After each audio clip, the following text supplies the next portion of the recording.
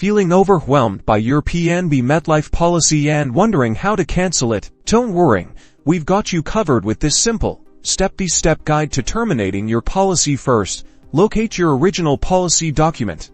You'll need your policy number and personal details. Next, prepare a written request for cancellation. This letter should clearly state your policy number, your full name, contact information, and a clear and concise reason for wanting to cancel the policy. Be sure to sign and date it. Gather the necessary documentation. This typically includes a copy of your valid photo ID, like a driver's license or passport, and a copy of your policy document. Now, you have a few options for submitting your cancellation request. You can personally visit your nearest PNB MetLife branch and submit the documents in person. Alternatively, you can send a request via registered mail for proof of delivery. Check the PNB MetLife website for specific email submission guidelines, if available. Be aware of potential surrender charges. Most policies have charges if canceled before maturity. Check your policy document or contact PNB MetLife to understand these charges. Also, understand the implications of canceling your policy. Your insurance coverage will cease, and you'll no longer be protected. Once submitted,